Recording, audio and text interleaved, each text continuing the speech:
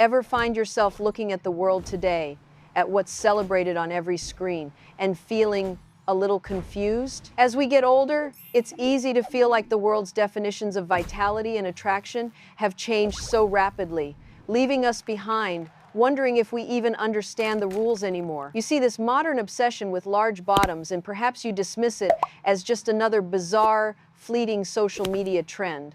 But what if it's not a trend at all? What if that specific attraction is an echo of an ancient, hardwired survival code?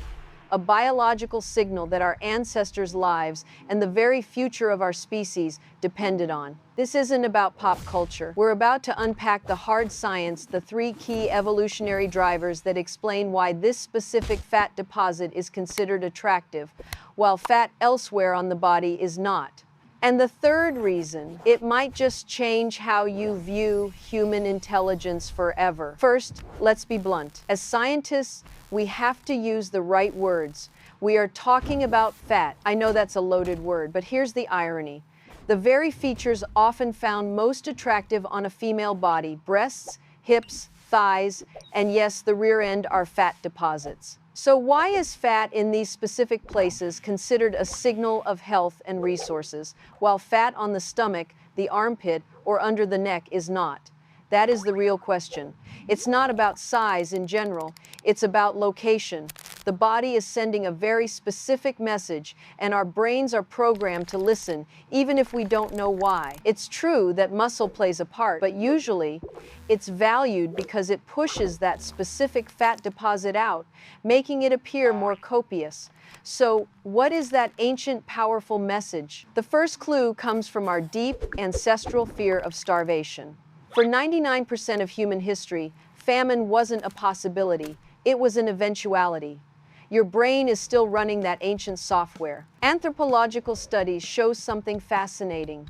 When men are experiencing resource instability, even something as simple as being hungry before dinner versus after, their preference shifts towards heavier, larger partners. In cultures facing hardship, or even in our Paleolithic past, as evidenced by the Venus figurines found in regions under glacial stress, more body fat wasn't a liability. It was an insurance policy. It was a literal, visible promise that this person had enough stored calories to survive a famine, to avoid infertility, and to potentially even feed her family. She knew where the yams were. It was a powerful, primal signal of resilience. But that doesn't explain why, even in times of plenty, when we are all well-fed, this preference remains so powerful. Why that specific fat? This brings us to the most incredible reason, and it's going to sound wild, but the science is compelling. It's not for the man, it's for the baby. This specific gluteofemoral fat, the fat on the buttocks and thighs, is chemically unique.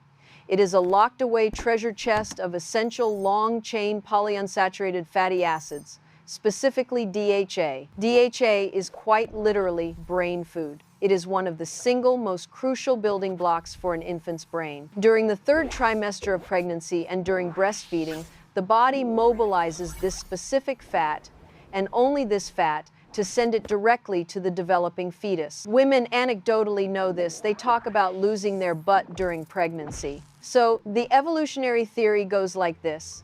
An ancient man who was attracted to a partner with a fuller rear end was, without knowing it, selecting a partner who had a built-in smart drug reserve. His children were more likely to have healthier, more complex brains. Those children were more likely to survive, to thrive, and to pass on their father's preference for that shape. It's an evolutionary loop where a simple like became a powerful genetic advantage for building a smarter species. So when you see this preference in the world, you're not seeing a shallow, modern trend. You're seeing the ancient echo of 2 of our most fundamental human needs, the need to survive scarcity and the need to build a smarter future. Of course, attraction is wildly complex and beautifully diverse. It is not this one single thing, but it is fascinating to know that hidden beneath our modern world are these deep, powerful, biological stories, connecting us all to the very first humans who simply wanted to survive. If this knowledge has awakened something in you or helped you in any way, then be sure to subscribe to this channel so we can keep bringing you more videos like this. Thanks for watching, stay curious, stay sharp, and I'll see you in the next video.